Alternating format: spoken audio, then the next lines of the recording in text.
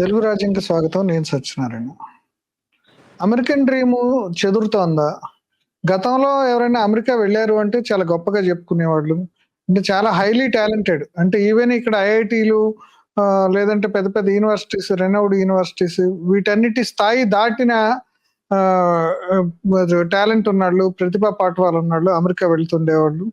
ఇప్పటికీ అక్కడ చాలా మంది మెడికల్ ప్రొఫెషన్ లో కానీ లేకపోతే సాఫ్ట్వేర్ కంపెనీస్ కూడా కొంతమంది సిఇఓస్ గా మైక్రోసాఫ్ట్, గూగుల్ లాంటి కంపెనీస్ ఆ స్థాయికి వచ్చారు.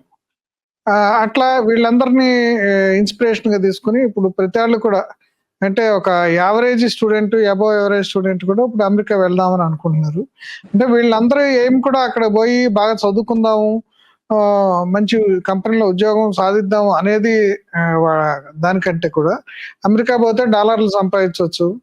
అమెరికా పోతే ఇప్పుడు మనకి ఆ పీజీ ఏంటంటే ఎంఎస్ కోర్స్ చేస్తే మనకి వీసా వస్తుంది అక్కడ ఉండటానికి. H1B వీసా వస్తుంది. తర్వాత గ్రీన్ కార్డ్ వస్తుంది. అంటే ఇట్లా కొంత స్టాండర్డ్స్ డైల్యూట్ అయిపోయినట్టు కనిపిస్తుంది. ఇప్పుడు ప్రస్తుతం అమెరికాలో కూడా కొంత సంక్షోభం ఏర్పడటం, ఇప్పుడు గ్లోబలైజేషన్ లో వచ్చిన చేంజెస్ వీటన్నిటి వలన కూడా ఇప్పుడు అక్కడ అమెరికాలో వెళ్ళిన వాళ్ళందరూ కూడా ప్రాస్పెక్ట్ అవుతారా, ఇక్కడ ఇన్ని లక్షల రూపాయలు మిడిల్ క్లాస్ పేరెంట్స్ అక్కడ ఖర్చు పెట్టి అక్కడ చదివించాక ఉద్యోగాలు లేకపోతే ఇక్కడికి వస్తే కూడా అదేదో గొప్ప యూనివర్సిటీలు అయితే తప్ప అక్కడ మామూలు below average, above average universities అయితే ఇండియాలో కూడా వాళ్ళకి పెద్ద యూనివర్సిటీస్ లో ఇక్కడ జాబ్స్ అవి కూడా దొరికే అవకాశం లేదు, ఎందుకంటే వాళ్ళ స్కిల్స్ ఉండవు కాబట్టి. ఈ పరిణామాలన్నింటినీ మనతో చర్చించడానికి ప్రముఖ ఎకనమిస్ట్ వివిఎల్ శాస్త్రి గారు మనతో ఉన్నారు. ఆయన అడిగి మరిన్ని వివరాలు తెలుసుకుందాం. నమస్కారం అండి శాస్త్రి గారు. నమస్కారం అండి. అంటే ఒకప్పుడు అమెరికా వెళ్ళటం అంటే చాలా టాలెంట్ ఉన్నాడు. అంటే ఇప్పుడు అసలు అమెరికా వెళ్ళటం అంటే ఎట్లుందంటే మామూలుగా పల్లెటూరు నుంచి హైదరాబాద్ రావటం లేదా బెంగళూరు రావటం లాగా అయిపోయింది ఇప్పుడు. అట్లాగే స్టాండర్డ్స్ ఇంతకుముందు ఎంతో స్టాండర్డ్ ఉండేవాళ్ళు, లేదంటే ఇప్పుడు అక్కడ ఉన్న స్టాన్ఫర్డ్ యూనివర్సిటీకో, మిట్కో, ఇట్లాంటి ఏల్ యూనివర్సిటీకో ఇట్లాంటి వాటికి వెళ్ళటం అనేది ఘనంగా చెప్పుకునేవాళ్ళు. ఇప్పుడు ఎట్లా అయిపోయిందంటే ఇక్కడ మన డొనేషన్ ఇచ్చి కొన్ని ప్రైవేట్ ఇంజనీరింగ్ కాలేజెస్ లో చేరటం లాగా ఇప్పుడు అమెరికాకి వెళ్ళటం కూడా అయిపోయింది. ఎందుకంటే డబ్బులు ఉంటే చాలు మన అమెరికాలో చదువుకోవచ్చు అనే ట్రెండ్ ఏర్పడింది. అంటే ఏంటిది డైల్యూషన్ ఆఫ్ స్టాండర్డ్సా, లేకపోతే ఏం జరిగింది, ఎందుకని అంటారు, కారణం ఏంటంటారు? అంటే dilution of standards American side నుంచి అవ్వలేదు, కానీ దాన్ని మనం ఎలా చూడాలంటే మన ఇండియన్ సైడ్ నుంచి ఎఫ్లుయెన్స్ పెరిగింది. అంటే మనం గతంలో సంవత్సరానికి ఒక 40 లక్షలు ఎడ్యుకేషన్ మీద ఖర్చు పెట్టడానికి మన వాళ్ళు ఎవరు ఇంట్రెస్ట్ చూపించే వాళ్ళు కాదు, జంకేవారు. అంత ఎర్నింగ్స్ కూడా అందరికీ ఉండేవి కాదు. ఈ రోజున థ్యాంక్స్ టు పివి నరసింహారావు గారి లిబరలైజేషన్ తర్వాత ఈ ప్రైవేట్ సెక్టర్ లో మంచి జాబ్ లో ఒక సిఎఫ్ఓ కింద పనిచేస్తే అట్లీస్ట్ సంవత్సరానికి 2 కోట్ల రూపాయలు సంపాదించవచ్చు. ఎవరు యావరేజ్ పర్సన్. ఇంకా ఇంటలెక్చువల్ పర్సన్ అయితే 5 crores దాకా సంపాదించవచ్చు బాంబే లాంటి సిటీస్ లో. సో మనకి ఆ ప్రాపర్ ఎడ్యుకేషన్ ఉండడంతో గతంలో సంపాదనలతో కంపారిజన్ చేసుకున్నట్లయితే ఈ రోజు సంపాదనలు గమనీయంగా పెరిగాయి మన ఇండియాలో.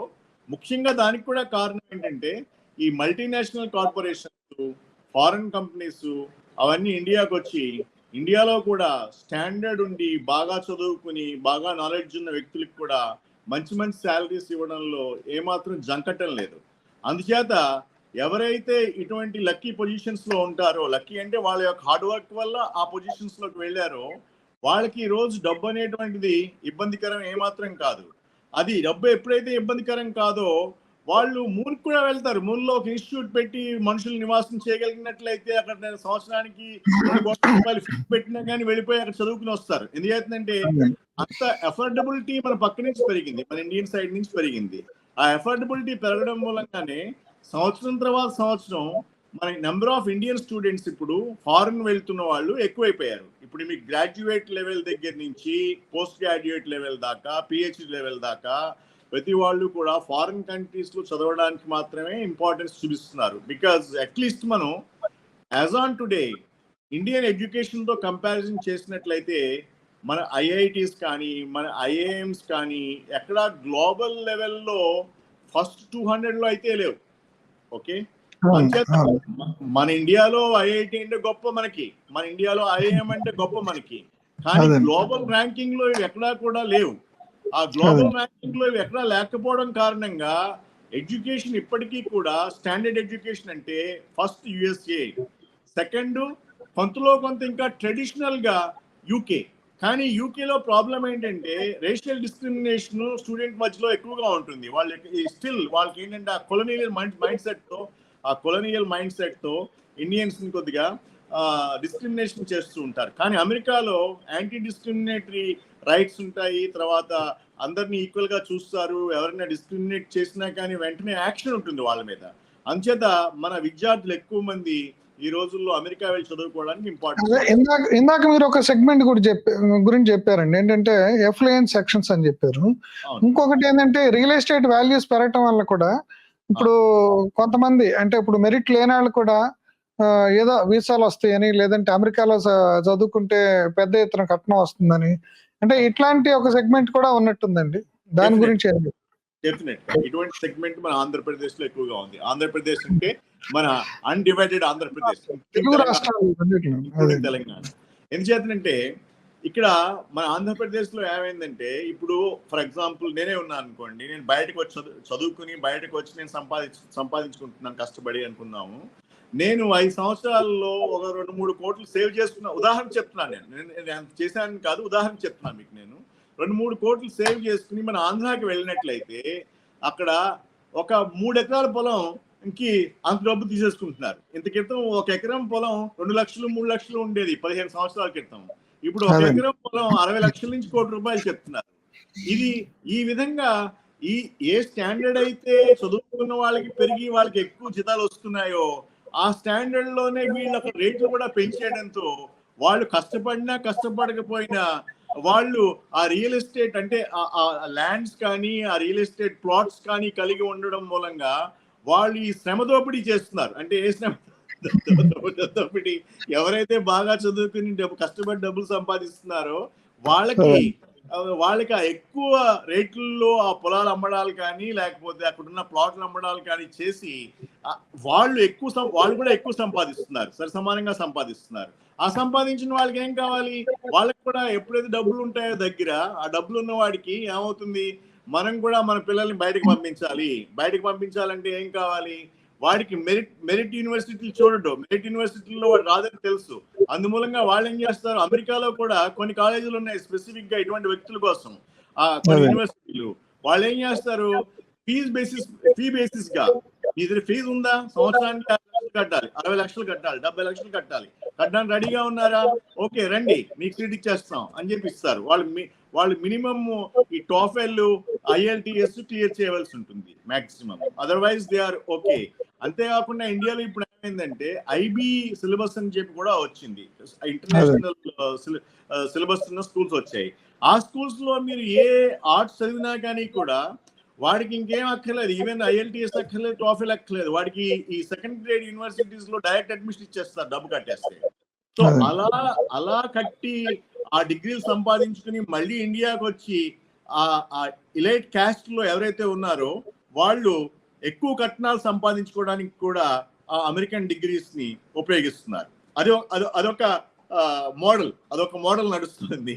ఇంకొక మోడల్ ఏంటంటే, జెన్యూన్ గా మెరిట్ ఉన్న స్టూడెంట్స్ కూడా అమెరికా వెళ్ళి అక్కడున్న మెరిట్ కి ఎంకరేజ్మెంట్ ఏదైతే ఉంటుందో ఆ ఎంకరేజ్మెంట్ బాగా ఉపయోగించుకుని వాళ్ళు నిజంగా మెరికల్ గా గొప్ప ఇలిస్ట్రియస్ పర్సన్స్ గా పైకి వస్తున్నారు. ఓకే, ఇప్పుడు అసలు అమెరికాలో పెద్ద క్రైసిస్ ఉంది.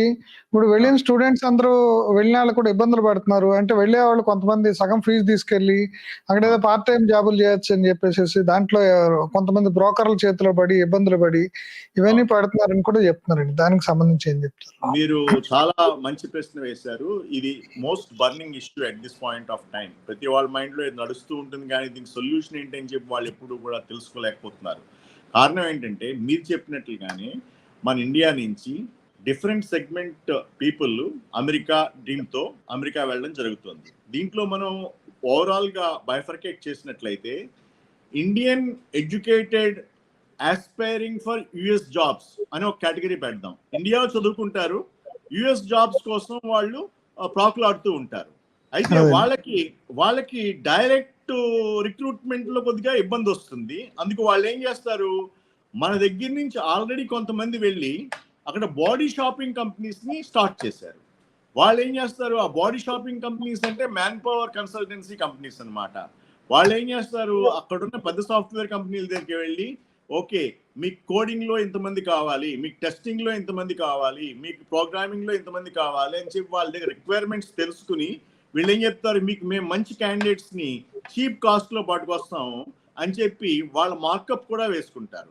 వాళ్ళు మార్కప్ కూడా వేసుకుని వీళ్ళు ఇంటర్న్ మళ్ళీ వచ్చి జాబ్ ఇవి స్పెసిఫికేషన్స్ రిలీజ్ చేసి, డిస్క్రిప్షన్స్ రిలీజ్ చేసి, ఇక్కడి నుంచి క్యాండిడేట్స్ ని ఇంటర్వ్యూ చేసి ఫోన్ ద్వారా కానీ లేకపోతే స్కైప్ ఇటువంటి వాళ్ళ ద్వారా ఇంటర్వ్యూ చేసి కొంతవరకు వాళ్ళు ఓకే అయినట్లయితే వాళ్ళకి వీళ్ళు అపాయింట్మెంట్ లెటర్స్ ఇస్తారు. ఎవరు, ఈ బాడీ షాపింగ్ వాళ్ళు ఇచ్చి ఇంటర్న్ వాళ్ళ శాలరీ బాడీ షాపింగ్ వాళ్ళ దగ్గరికే వస్తుంది, కానీ వీళ్ళని పట్టుకెళ్ళి ఆ కంపెనీలో కూర్చోబెడతారు అనమాట. అంటే వీడు కాంట్రాక్టర్ కింద పనిచేస్తాడు, ఈ కాంట్రాక్టర్ ఈ సాఫ్ట్వేర్ వర్కర్ ని పట్టుకెళ్ళి అక్కడ కూర్చోబెడతాడు, ఇక్కడ ఏ కంపెనీ అయితే ఈ కాంట్రాక్ట్ ఇచ్చిందో అక్కడ.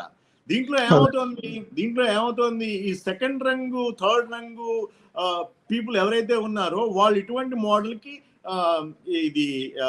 ఈ మోడల్లో వెళ్తున్నారు. అలా మోడల్లో వెళ్ళినప్పుడు అక్కడ ఎవరైతే కాంట్రాక్టర్ ఈ బాడీ షాపింగ్ కాంట్రాక్టర్ ఉంటాడో, ఫైనాన్షియల్ టర్మ్స్, బిజినెస్ టర్మ్స్, అతను ఏం చేస్తున్నాడు, వీళ్ళు సప్రెస్ చేస్తున్నాడు. బికాజ్ అతను తెలుసు వీళ్ళు అమెరికన్ డ్రీమ్ కోసం క్రేజీతో అమెరికా కోసం అమెరికాలో ఉండాలని, అక్కడ వాళ్ళ లోకల్ వాళ్ళకి మేము అమెరికా వెళ్ళామని చెప్పుకోవడానికి వీళ్ళు వస్తున్నారని చెప్పి వీళ్ళ వీక్నెస్ అతను తెలుసు. కాబట్టి వీళ్ళకి తక్కువ ఇచ్చి వీళ్ళ దగ్గర నుంచి వర్క్ ఎక్కువ ఎక్స్ప్లాయిట్ చేస్తున్నారు. అటువంటి నేపథ్యంలోనే ఈ మధ్యన కొన్ని కొత్తవన్నీ అనెక్ట్ అయ్యాయి. ఎలా అంటే అమెరికాలో ఇటువంటి జాబ్స్ చేసే వాళ్ళు ఈ కాంట్రాక్టర్ల ద్వారా వాళ్ళు దుబాయ్లో మన వర్కర్స్ వెళ్ళి బెర్త్ల మీద పడుకుంటారు, వాళ్ళకి అకామిడేషన్ లేక. ఇప్పుడు అమెరికాలో కూడా అదే సిస్టమ్ మొదలైంది. ఎందుకు, ఇటువంటి ఆస్పిరెంట్స్ వెళ్ళిపోయి అక్కడ కాంట్రాక్టర్ల దగ్గర ఫిక్స్ అయిపోయి వాళ్ళకి రెగ్యులర్ గా వర్క్ దొరకపోవడంతో వాళ్ళకి రెగ్యులర్ శాలరీస్ లేక తిరిగి మళ్ళీ ఇండియా వస్తే సేమ్ ఫీల్ అవుతాం అని చెప్పి అక్కడే ఉండిపోయి ఏదో విధంగా అక్కడ కాలం గడపడానికి ప్రిఫరెన్స్ ఇస్తున్నారు. కానీ జీవితంలో కొంత ఇంపార్టెంట్ టైంని మనం కోల్పోతున్నాము. మనకి షేమ్ ఏంటి, మన దేశం వెళ్ళిపోయి మన గ్రామంలో చిన్న పని చేసుకున్నా కానీ అది గౌరవప్రదంగా ఉంటుంది అనేటువంటి భావనలో ఇప్పుడున్న యంగ్స్టర్స్ లేరు. ఈ మోడల్లో ఉన్న వాళ్ళ నుంచే మనకి ఎప్పుడు కూడా స్టోరీస్ వస్తూ ఉంటాయి. ఏమైనా వస్తుంటాయి, అమెరికాలో జాబ్ మార్కెట్ బాగోలేదు, అమెరికాలో దీని పేరేంటి బాగా స్ట్రిక్ట్ గా ఉంటుంది, ఈ వీసాలో ప్రాబ్లం వస్తుంది. ఏం చేస్తుందంటే వీళ్ళు H1B వీసా మీద వెళ్తారు. ఓకే, H1B వీసా అంటే ఏంటి, ఒక కంపెనీ ఏ కంపెనీలో అయితే వీళ్ళని అపాయింట్ చేశారో ఆ కంపెనీ నిమిత్తం వీళ్ళకి ఇస్తారు.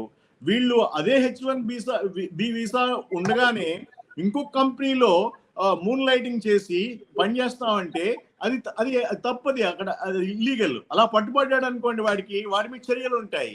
ఇలా చర్యలకు గురి కాబడిన వాళ్ళు ఏం చేస్తారు, అమెరికా మంచిది కాదు, ఇక్కడ స్ట్రిక్ట్, ఇది అది అని చెప్పేసి నెగిటివ్ స్టోరీస్ క్రియేట్ చేస్తున్నారు. కానీ అక్కడ మనం గమనించవలసింది ఏంటంటే మన ఇండియా నుంచి ఈ మోడల్లో వెళ్ళిన వాళ్ళల్లో లేటెస్ట్ స్టాటిస్టిక్స్ ప్రకారం 86% people are suffering and they are admitting that they are struggling and suffering.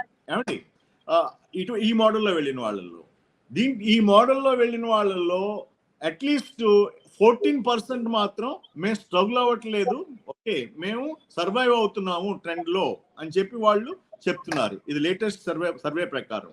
ఈ సర్వే అంతా కూడా ఎవరి మీద చేయడం జరిగింది, Indian educated aspiring for US jobs and got US jobs through any means, అంటే ఇంక్లూడింగ్ బాడీ షాపింగ్ మెథడ్ లో అనమాట. ఇంకొక మోడల్ ఉంది. ఇంకొక మోడల్ ఏంటంటే మన Indians US educated aspiring for US jobs.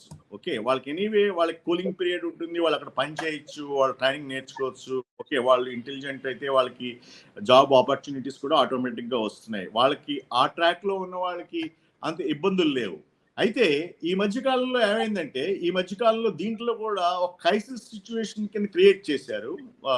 ఎందుకు క్రియేట్ చేశారంటే బేసికల్ గా ఈ ఇండియన్ స్టూడెంట్స్ ఎవరైతే ఫైనల్ ఇయర్ లో ఉన్నారో 2024 పీరియడ్ లో, ఈ సమ్మర్ కి ముందర పీరియడ్ లో వాళ్ళకి ఇంటర్న్షిప్స్ దొరకలేదు. ఈ సంవత్సరం చాలా మందికి ఇంటర్న్షిప్స్ దొరకలేదు. ఇంటర్న్షిప్స్ దొరకపోవడానికి కారణం ఏంటంటే ఈ ఇయర్ అమెరికాలో ఇన్ఫ్లేషన్ బాగా పెరిగిపోయి ఎకానమీ బాగా పోవడం ఒకటి, అంతేకాకుండా ఈ ఇంటర్న్షిప్స్ లో ఒక క్రైటీరియా అక్కడ ఏం పెట్టారంటే గివ్ ప్రిఫరెన్స్ టు లోకల్స్ అని చెప్పి పెట్టారు అనమాట. లోకల్స్ అంటే అమెరికన్ సిటిజన్షిప్ ఉన్న వాళ్ళకి ప్రిఫరెన్స్ ఇవ్వని చెప్పారు. ఆ ప్రిఫరెన్షియల్ చాయిస్ ఎప్పుడైతే పెట్టారో మన ఇండియా నుంచి వెళ్ళిన వాళ్ళకి పాపం వాళ్ళకి ఇంటర్న్షిప్స్ దొరకలేదు. ఆ ఇంటర్న్షిప్స్ దొరకపోవడం మూలంగా వాళ్ళంతా కూడా ఈ సమ్మర్ వెకేషన్ లో ఇండియాకి వచ్చి ఇండియాలోనే ఎక్కడొకటి చూసుకున్నారు. అయితే ఇండియాలో దొరికింది, దొరకపోవడం లేదు. చదువుకున్న వాళ్ళకి అన్ని చోట్ల కూడా ఆపర్చునిటీస్ ఉంటాయి, ఇండియాలో దొరికింది వాళ్ళకి, కానీ అమెరికాలో దొరకలేదు. అయితే ఈ ఇంటర్న్షిప్స్ ఎప్పుడైతే దొరకలేదో కొంతమంది వీక్ మైండ్ సెట్ లోకి వెళ్ళిపోయారు. ఏంటి, మనం ఫైనల్ లో ఉన్నాము, మనకి ఇంటర్న్షిప్ రాలేదు, మనకి రేపు పొద్దున్న ఫైనల్ జాబ్ ప్లేస్మెంట్స్ లో కూడా మనకి ఆపర్చునిటీస్ ఉంటాయా ఉండవా అనేటువంటి డౌట్ లోకి వెళ్ళిపోయే వాళ్ళు కొంత కొంత డిప్రెషన్ డెఫినెట్ గా ఫేస్ చేస్తున్నారు. అటువంటి సెగ్మెంట్ ఒకటి ఉంది. కానీ అది కాకుండా మళ్ళీ వీళ్ళలోనే ఎవరైతే యుఎస్ లో ఎడ్యుకేట్ అయ్యి మన ఇండియన్స్ కొంత మెరిటోరియస్ గా ఉండి డీన్ దగ్గర కానీ టీచర్స్ దగ్గర కానీ మంచి పేరు తెచ్చుకున్న వాళ్ళకి, రీసెర్చ్ అసోసియేట్స్ కింద పనిచేసిన వాళ్ళకి, తర్వాత వాళ్ళకి ఆటోమేటిక్ గా జాబ్ ఆపర్చునిటీస్ బాగా ఓపెన్ అవుతున్నాయి. ఓకే, ఇటువంటి నేపథ్యంలో మనం గమనించవలసింది ఏంటంటే మనకి దగ్గర స్కిల్ సెట్ ని ఎప్పటికప్పుడు అప్డేట్ చేసుకోవాలి. మనం అక్కడ అవసరమైన సాఫ్ట్ స్కిల్స్ ని ఇంక్రీజ్ చేసుకోవాలి. బిఏ రోమన్ ఇన్ రోమ్ కింద ఉండాలి. అంతేకాని మనం అమెరికా వెళ్ళినా కానీ ఆంధ్ర టైప్ లోనే మనం ఉంటాము, అక్కడ ఈ కుల సంఘాలతో తిరుగుతాం అంటే వాళ్ళే బ్యాక్ థియరీ అంటే ఏంటంటే గబ్బిలం మాదిరిగా వాళ్ళు నొక్కేస్తారు, కానీ వ్యక్తి యొక్క ఇండివిడ్యువాలిటీ పైకి రాదు. అందుచేత be an American in America ఆ నేపథ్యంలో ఉంటే వాళ్ళకి ఆపర్చునిటీస్ ఖచ్చితంగా వస్తున్నాయి. ఆ నేపథ్యంలో మనం ఇప్పుడు ఏం చూద్దామంటే బేసికల్ గా మీరు జాబ్ అవుట్లుక్ యుఎస్ఏలో 2024-25 లో మన లేటెస్ట్ గా రిపోర్ట్ రిలీజ్ అయింది. ఆ రిపోర్ట్ లో కొన్ని ఎక్సెప్ట్స్ అంటే కొన్ని ముఖ్యమైన విషయాల్ని మనం డిస్కస్ చేసుకుందాం ఫ్యూచర్ గైడెన్స్ కోసం. ఏవైతే యంగ్స్టర్స్ యుఎస్ వెళ్దాం అనుకుంటున్నారో వాళ్ళందరి కోసం. యాక్చువల్ గా 2024-25 లో 8 మిలియన్ జాబ్స్ వేకెన్సీస్ ఎమర్జ్ అవుతున్నాయి అమెరికాలో మొత్తంగా. 8 మిలియన్ అంటే 80 lakhs jobs. Okay, thanks to Biden and his administration. Biden కూడా బాగా కృషి చేసి జాబ్స్ ని క్రియేట్ చేయడంలో బాగా దోహదపడ్డాడు, ఈ డెమోక్రటిక్ గవర్నమెంట్ బేసికల్ గాను. అంతేకాకుండా లక్కీగా యుఎస్ఏ జిడిపి 4.9% గ్రో అయింది in 2024. That is also a positive point job increase అవ్వడానికి అనమాట. ఓకే, జాబ్స్ ఇంక్రీజ్ అవ్వడానికి. తర్వాత అన్ఎంప్లాయ్మెంట్ రేటు రీసెంట్ గా తగ్గింది యుఎస్ఏలో. రీసెంట్ గా గత 1 quarter వరకు కూడా కొంత అన్ఎంప్లాయ్మెంట్ ఎక్కువగానే ఉంది, కానీ తగ్గింది. ప్రస్తుతం it is around 3.7%, which is very low అనమాట as per US standards. Okay, తర్వాత మనం గమనించవలసింది ఏంటంటే ఇన్ని రకాలుగా యుఎస్ఏ మీద మన దగ్గర నుంచి వెళ్ళిన వాళ్ళు కొంత నెగిటివ్ స్టోరీస్ పట్టుకొస్తున్నప్పటికీ కూడా యుఎస్ఏ మన ఇండియన్స్ కి 1 million Indians ki USA has issued over 1 million Indian visas and 1 lakh student visas. 1 lakh in 2023. 23 లో 1 million Indians ki visas issue చేశారు. దాంట్లో 1 lakh స్టూడెంట్ విసాస్ ఇష్యూ చేశారు. అంటే వాళ్ళు లిబరల్ గా మన ఇండియన్స్ కి జాబ్స్ నిమిత్తం H1B వీసాలు ఇస్తున్నారు. H1B వీసాలు లాటరీ బేసిస్ మీద నడుస్తాయి. కొన్ని అక్కడ యుఎస్ఏలో చదువుకున్న వాళ్ళకి మెరిట్ బేసిస్ మీదుగా ఇస్తారు వాళ్ళకి. Okay, for example I did my PhD from USA. లాలో నేను పిహెచ్డి చేశాను అమెరికా నుంచి. ఓకే, నాకు పర్మనెంట్ రెసిడెన్షిప్ ఎప్పుడైనా వస్తుంది కావస్తే. ఓకే, నేను అప్లై చేసుకుంటే నాకు వీసాకి ప్రాబ్లం ఉండదు. సో ఆ విధంగా ఎవరైతే ఎక్కువ చదువుకున్నారో అటువంటి వాళ్ళకి కూడా వీసాలు ఖచ్చితంగా వచ్చి తీరుతాయి. అంతేకాకుండా H1B వీసా కావాలన్న వాళ్ళకి లాటరీ బేసిస్ మీదుగా ఇస్తున్నారు. అవి కూడా గుడ్ నెంబర్ ఆఫ్ వీసాస్ ఇస్తున్నారు, దాంట్లో పెద్ద ప్రాబ్లం ఏం లేదు. సో ఇప్పుడు జాబ్ అవుట్లుక్ గురించి మాట్లాడినట్లయితే జాబ్స్ యాక్చువల్ గా పెద్ద ప్రాబ్లం ఏం కాదు, ముఖ్యంగా ఇండియన్స్ కూడా పెద్ద ప్రాబ్లం ఏం కాదు. అయితే వాళ్ళకి దాంట్లో స్కిల్ సెట్ ఉండాలి, నాలెడ్జ్ ఉండాలి. ఓకే, రిక్వైర్డ్ స్కిల్ సెట్ ఉండాలి, వాళ్ళకి ఏం ప్రాబ్లం లేకుండానే ఉంది.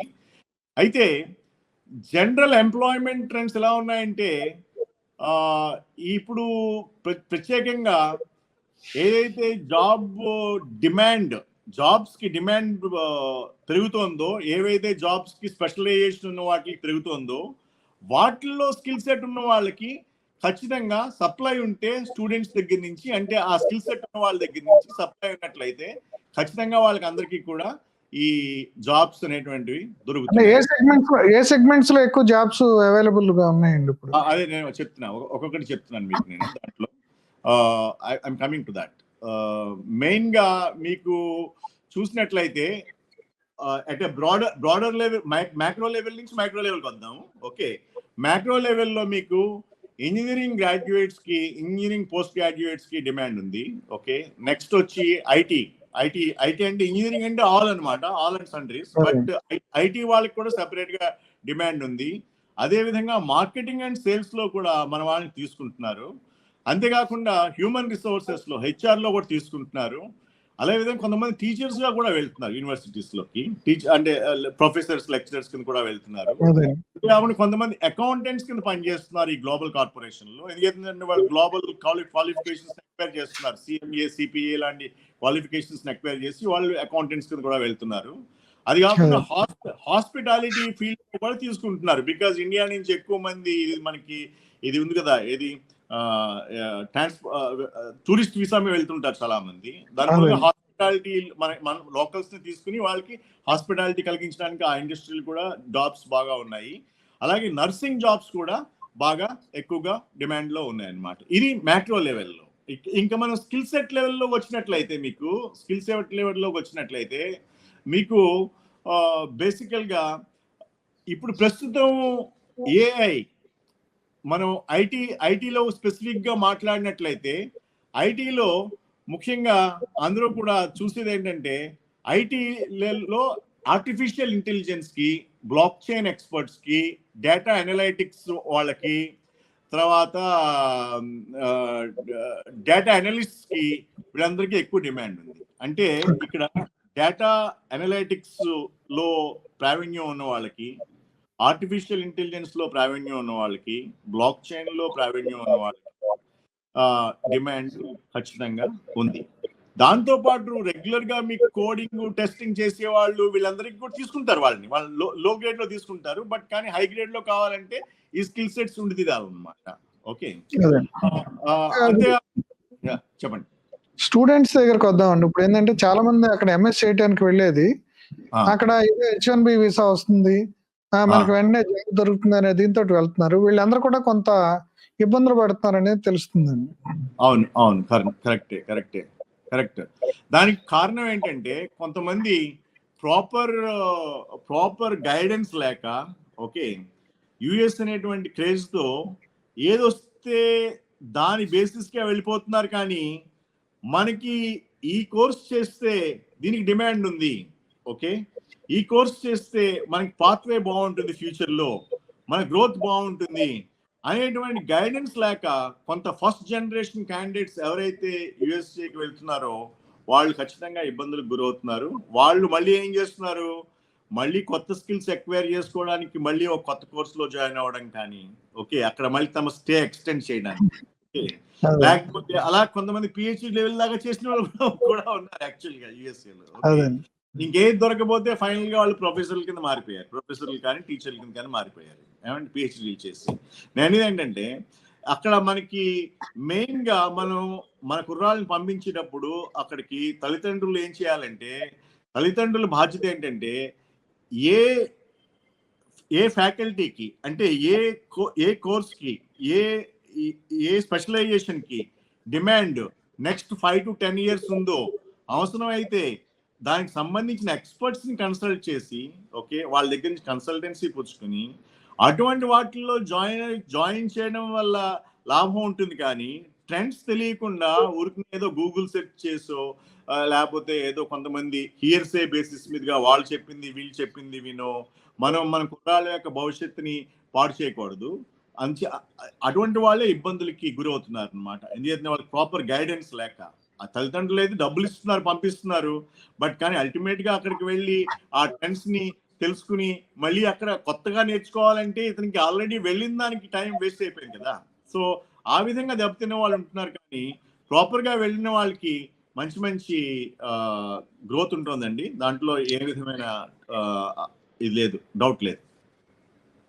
అండ్ కొంతమంది ఫేక్ డాక్యుమెంట్స్ ఇవన్నీ పెట్టి దాని వల్ల కూడా ఇబ్బందులు పడుతున్నారని చెప్పేసి తెలుస్తుందండి. అంటే ఇప్పుడు వాళ్ళు ఎంఎస్కి వెళ్తారు, వాళ్ళు ఏదో 4 ఏళ్ళు 5 ఏళ్ళు ఎక్స్పీరియన్స్ ఉన్నట్టు సర్టిఫికేట్ పెట్టి అక్కడ జాబ్స్ కోసం అప్లై చేయటం అట్లాంటివి కూడా చేస్తున్నారు అంటున్నారు.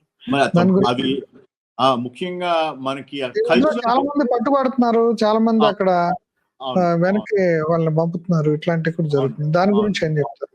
ముఖ్యంగా కల్చరల్ డిఫరెన్స్ మనకి యుఎస్ఏకి ఏంటంటే, మన వాళ్ళకి ఆడడం ట్యాబు కాదు, అబద్ధం ఈజీగా ఆడేస్తుంటాం మనం, మన ఇండియన్స్. ఓకే, అది వైట్ స్కిన్ వాళ్ళు కూడా అబద్ధం ఆడతారు, కానీ వాళ్ళు ఎక్కువ అబద్ధం ఆడరు. ఓకే, ఎప్పుడో బ్రాండ్ వస్తే కానీ అబద్ధం ఆడతారు. ఓకే, నార్మల్ గా వాళ్ళు ఎప్పుడు కూడా ఫ్యాక్ట్ మాట్లాడతారు, ఓపెన్ గా మాట్లాడతారు, స్ట్రేట్ ఫార్వర్డ్ గా ఉంటారు. అది కల్చరల్ డిఫరెన్స్ ఒకటి. ఇంకోటి ఏంటంటే, వాళ్ళు ఎట్టి పరిస్థితుల్లోనూ fraudulent certificates, fake certificates submit చేయరు.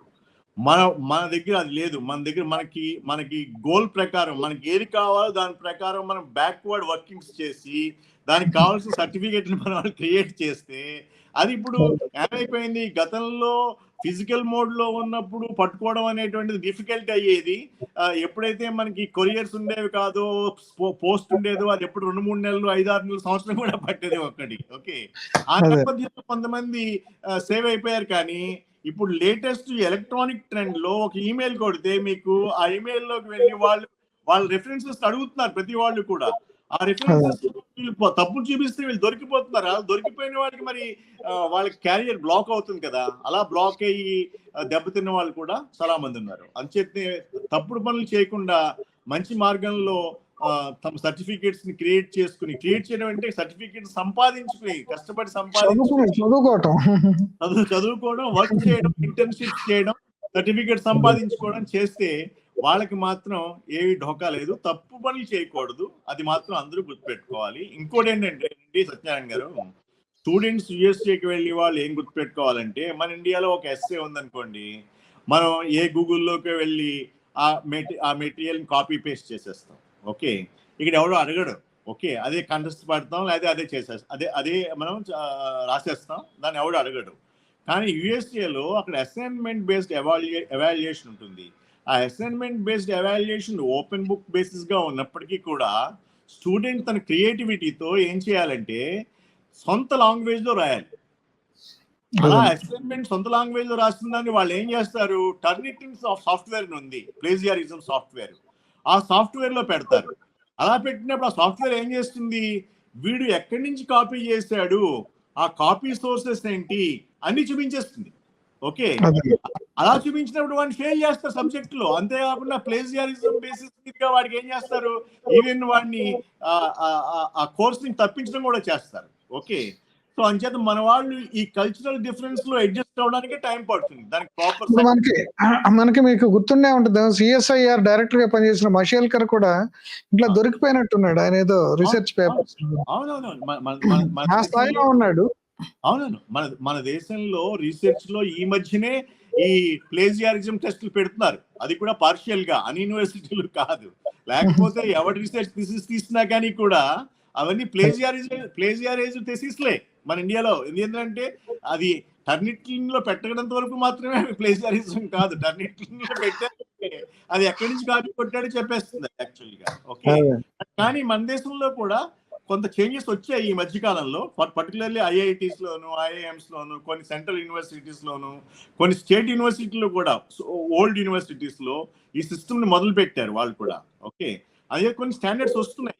కానీ మన దగ్గర ఇంకొక విచిత్రమైన ఒక ట్రెండ్ ఎడ్యుకేషన్ లో వస్తుంది. ఏంటంటే మన దేశంలో ఇంత క్రితం మేము చదువుకున్నప్పుడు ఎడ్యుకేషన్ కొనలేం. అంటే ఏంటి, ఎడ్యుకేషన్ అనేటువంటిది మనం కష్టపడి చదివి సంపాదించుకోవాలి, కానీ డబ్బులు ఉంటే కొనలేము. కానీ ఇప్పుడు ఈ టైంలో మన దేశంలో డబ్బులు ఉన్నట్లయితే ఎడ్యుకేషన్ కొనొచ్చు. అక్కడ అనుమూలంగానే స్టాండర్డ్స్ మన దగ్గర డిక్లేర్ అయిపోతున్నాయి. ఇప్పుడు చూడండి, ఒక పోలీస్ కానిస్టేబుల్ పోస్ట్ కి మన దేశంలో పిహెచ్డి చేసిన వాళ్ళు కూడా వస్తున్నారు. ఓకే, అదే విధంగా బీటెక్ లో వచ్చేస్తున్నారు, ఎంటెక్ లో వచ్చేస్తున్నారు. ఓకే, అంటే ఏంటి, ఎంత డిగ్రేడ్ అయిపోయింది అంటే ఆ ఎంటెక్ బీటెక్ ఒకప్పుడు ఎంతో ప్రెస్టీజియస్ గా చూసేవారు.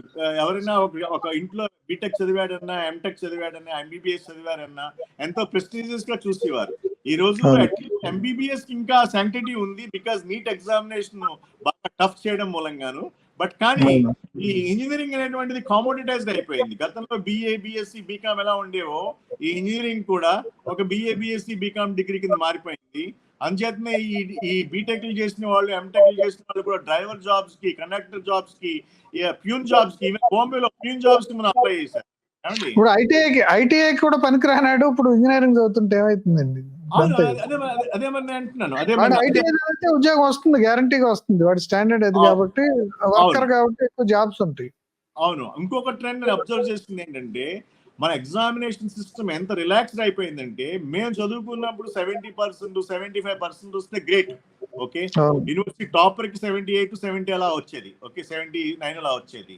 ఓకే, నేను కూడా యూనివర్సిటీ టాపర్, నాకు 78% వచ్చింది, గోల్డ్ మెడల్ నాకు వచ్చింది. కానీ నేను చెప్పేది ఏంటంటే, ఇప్పుడు మీకు 95% వచ్చేస్తుంది, 98% వచ్చేస్తుంది. ఓకే, ప్రతి వాడికి 98, 95, 98, 95, 98 అలా వచ్చేస్తున్నాయి. అయితే నేను కావాలని ఒకసారి నా దగ్గర కొన్ని ఎవాల్యుయేషన్, కొన్ని పేపర్లు పంపించారు, కొన్ని ఒక ప్రొఫెషనల్ ఎగ్జామ్. నేను చూశాను, నాకు కంపల్షన్ పెట్టారు. ఏమని పెట్టారు? ఇందులో కనీసం మీరు 60%, మినిమం 60% వేయాలి. ఎలా ఉన్నా కానీ కూడా ఆ పేపర్లు మీరు చదివితే ఎలా ఉన్నాయంటే, వాడు క్వశ్చన్ తిరిగి రాస్తాడు. ఆ క్వశ్చన్ తిరిగి రాసి, ఆ క్వశ్చన్ లో ఉన్నదాన్ని మళ్ళీ సగంలోంచి తిరిగి రాసి, మళ్ళీ సగంలోంచి తిరిగి రాసి, దాన్నే మళ్ళీ తిప్పి ఒక 2 పేజీలు ఫిల్ చేస్తాడు. అలా ఫిల్ చేసిన వాడికి మీరు మినిమం 60% ఇవ్వాలి ఈ రోజుల్లో. ఓకే, అందుచేత ఇప్పుడు ఏమైందంటే, ఈ బీటెక్ చదివిన వాళ్ళైనా, ఎంటెక్ చదివిన వాళ్ళైనా మన దేశంలో ఈ డబ్బుతో ఈ సీట్లు కొనుక్కోవడం ఈజీ అయిపోతుంది కాబట్టి స్టాండర్డ్స్ బాగా పడిపోయి ఈ యంగ్స్టర్స్ లో కాన్ఫిడెన్స్ అనేటువంటిది లోపిస్తుంది అనమాట. ఇలా కాన్ఫిడెన్స్ లోపించడం మూలంగా మనం అన్టువర్డ్ థింగ్స్ కి మనం అలవాటు పడి, అవి ఈజీ వేలో మనకి థింగ్స్ అనుకున్నట్టు కోరుకుంటున్నాము. అదే విధంగా ఇటువంటి గ్యాంగ్స్ లో, ఇటువంటి జనాలలో కొంతమంది అమెరికన్ డ్రీమ్ కూడా పెట్టుకుని వెళ్తున్నారు, డబ్బులు ఉన్నాయి కాబట్టి వాళ్ళకి. వాళ్ళు మనకి నిజంగా బాగా చదువుకున్న వాళ్ళకి బ్యాడ్ నేమ్ తీసుకొస్తున్నారు, మన ఇండియాకి బ్యాడ్ నేమ్ తీసుకొస్తున్నారు. కానీ actual job market is intact. Indians కి డిమాండ్ ఉంది, ఇండియన్స్ కి గౌరవం ఉంది. బాగా చదువుకుని, బాగా స్కిల్ సెట్ ఉన్న వాళ్ళకి. ఎప్పుడు చదువుకున్న వాళ్ళు డిమోరలైజ్ అవ్వాల్సిన పని లేదు. కానీ ఇంకోటి, ఇప్పుడు ఆర్టిఫిషియల్ ఇంటెలిజెన్స్ వచ్చాక జాబ్స్ పెద్ద ఎత్తున పోతున్నాయి, ఈ కోడింగ్ జాబ్స్ అవన్నీ పోతున్నాయి ఇంకా అని చెప్పేసి చెప్తున్నారండి. దాని వల్ల కూడా చాలా మంది తిరిగి రావాల్సి వస్తుంది అమెరికా నుంచి అని చెప్పేసి చెప్తున్నారు. అవును, ఇప్పుడు రూడిమెంటరీ జాబ్స్ అంటే మోనోటోనస్ జాబ్స్ ఏవైతే ఉన్నాయో అవన్నీ, వాటిలన్నిటిని ఆర్టిఫిషియల్ ఇంటెలిజెన్స్ లో మనం ఈజీగా చేయొచ్చు. సో ఆ జాబ్ లో ఆ స్కిల్ సెట్ లో ఉండి అదే వాళ్ళు మోడల్ గా పెట్టుకుని జాబ్స్ చేస్తున్న వాళ్ళు క్విక్ గా మైగ్రేట్ అయిపోవాలి, కొత్త స్కిల్ సెట్ నేర్చుకోవాలి. ఆ కొత్త స్కిల్ సెట్ నేర్చుకుని కొత్త జాబ్ ఈ స్పెషలైజేషన్ లోకి వెళ్ళాలి. కానీ అదే ఒకే ఒక మోడల్లో ఉన్నా అంటే కుదరదు ఇప్పుడు. ఓకే, అటువంటి వాళ్ళకి ఖచ్చితంగా కొంత టెంపరీ అన్ఎంప్లాయ్మెంట్ ఉంటుంది, మళ్ళీ వాళ్ళు కొత్తగా స్కిల్ సెట్ నేర్చుకునే వరకు. అది కామన్ ఈ రోజుల్లో. ఈ టెంపరీ అన్ఎంప్లాయ్మెంట్ అనేటువంటిది కొత్త స్కిల్ సెట్ నేర్చుకునే వరకు కూడా కామన్ గా ఉంటూనే ఉంటుందండి. అది ఇప్పుడు ప్రస్తుత ట్రెండ్ కూడా. అందుచేతనే మనం ఎప్పుడు కూడా కాన్స్టెంట్ గా నేర్చుకోవాల్సిన పని ఉందన్నమాట. ఎప్పుడో మనం నేర్చుకున్నది అది మనం లైఫ్ లాంగ్ ఉపయోగిద్దామంటే ఆ రోజులు పోయాయి. ఇప్పుడు కాన్స్టెంట్ గా మనం నేర్చుకుంటూ ఉండాలి.